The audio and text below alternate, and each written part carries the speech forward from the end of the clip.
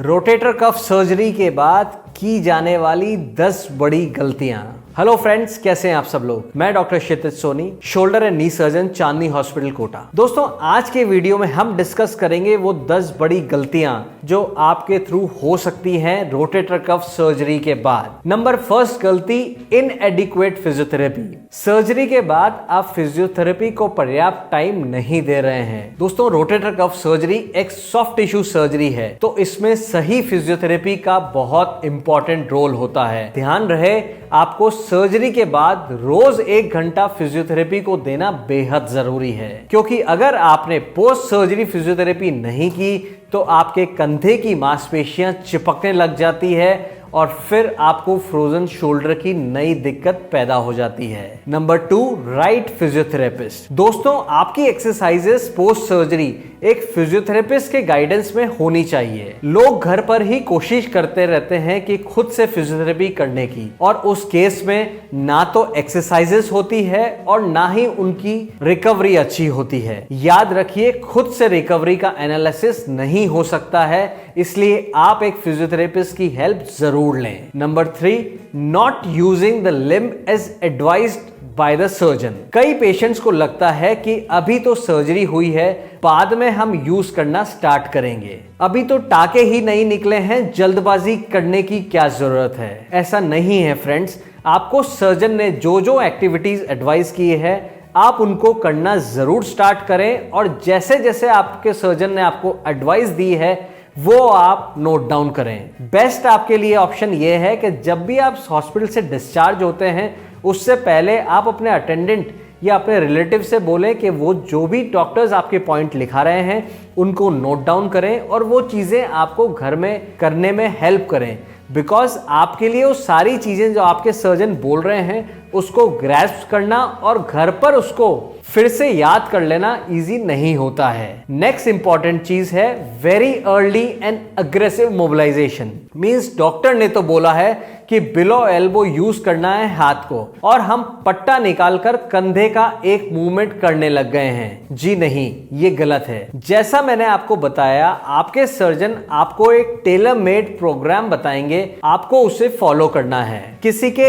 एक एंकल लगता है तो उसका रिहैब प्रोटोकॉल अलग होता है, किसी के 5 एंकल लगते हैं, उसका मैसिव टेयर था तो उसके लिए रिहैब प्रोटोकॉल अलग होता है। और ऐसा करने से अगर आपने एग्रेसिव फिजियोथेरेपी जल्दी स्टार्ट करी तो ऐसा करने के आपके एंकर्स भी निकल सकते हैं और आपकी सर्जरी फेल हो सकती है। नंबर 5 और इंपॉर्टेंट पॉइंट है being in touch with the surgeon. Surgery हो गई और फिर अब आप गायब हो गए। डॉक्टर के साथ रेगुलर टाइमली फॉलो अप करना जरूरी है ताकि आपकी रिकवरी का एनालिसिस हो सके।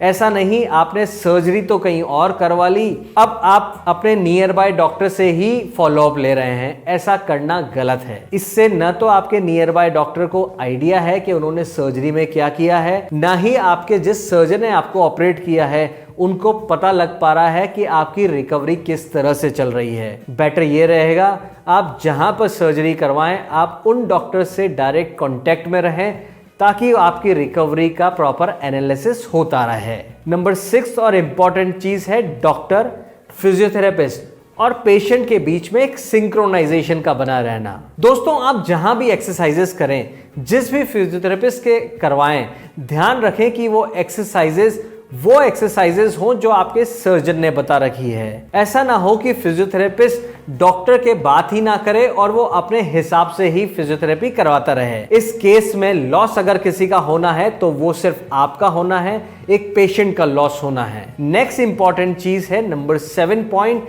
Lack of core strengthening exercises. दोस्तों, इस सर्जरी के बाद हमारा और हमारे फिजियोथेरेपिस्ट का फोकस सिर्फ शोल्डर पर सेंटर्ड हो जाता है, जिससे प्रॉब्लम्स आने लगती है। बिकॉज शोल्डर आर्थ्रोस्कोपिक सर्जरी के बाद शोल्डर में अराउंड 1 वीक तक आपको पेन बना रहता है, और इस टाइम पर पेशेंट को एडवाइस किया जाता है कि वो अपने नेक के नीचे डबल पिलो यूज करें ताकि उनको शोल्डर में पेन फील कम हो। लेकिन दोस्तों, जब अपन डबल पिलो यूज करना स्टार्ट कर देते हैं तो हमें नेक में पेन फील होने लग जाता है, और अगर इस टाइम पर कोर स्ट्रेंथनिंग एक्सरसाइजेस पर हमने फोकस नहीं किया तो हमारा नेक पेन और बैक पेन शोल्डर पेन के साथ साथ मिल जाते हैं और हमारे लिए पूरा बॉडी एक होना स्टार्ट हो जाता है। इसलिए आपके फिजियोथेरेपिस्ट को आप बताएं कि वो शोल्डर के साथ साथ आपको कोर स्ट्रेंथनिंग एक्सरसाइजेस भी जरूर करवाएं। Number 8, not using wrist and elbow.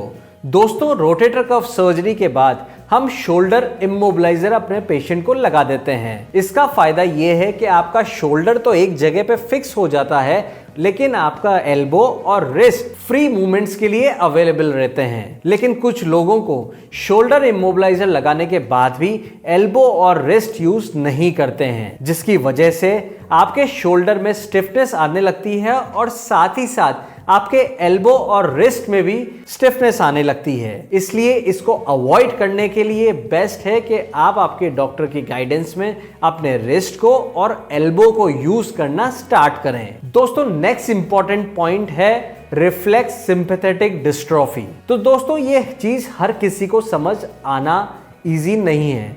आपको मैं क्लियरली बता दूं, सर्जरी आपके कंधे की हुई है और ऐसे केस में आपके डॉक्टर ने आपको जो इमोबिलाइजर दिया है वो आपके कंधे को एक जगह पर पकड़ के रखता है। लेकिन अगर आपको सर्जरी के बाद एल्बो के नीचे पेन फील हो रहा है, आपका एल्बो के नीचे हाथ सुन्न हो रहा है, आपके स्किन लाल हो रही है या फिर उस एरिया में पसीना आ रहा है, ऐसी कोई भी दिक्कत होती है तो आप अपने डॉक्टर से तुरंत संपर्क करें, बिकॉज ये आपके लिए एक रिफ्लेक्स सिंपैथेटिक डिस्ट्रॉफी की प्रॉब्लम हो सकती है। इसको डिले ना करें। अब बात करते हैं हम इस लास्ट पॉइंट के बारे में जो आपको जरूर ध्यान रखना चाहिए, वो है अर्ली रिटर्न टू स्पोर्ट्स। दोस्तों, बैक टू स्पोर्ट्स में टाइम लगता है। ऐसा नहीं कि सर्जरी हो गई, अब दर्द खत्म हो गया तो हम फिर से खेलना स्टार्ट कर दें।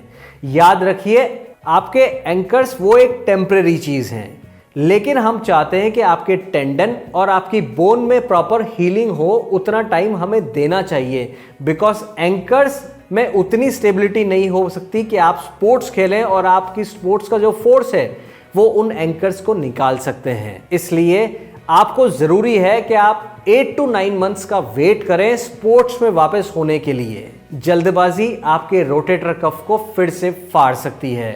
तो दोस्तों, ये सारे वो पॉइंट्स जो आपको ध्यान रखने चाहिए अपने रोटेटर कफ सर्जरी के बाद। आई होप ये वीडियो आपके लिए यूजफुल होगा।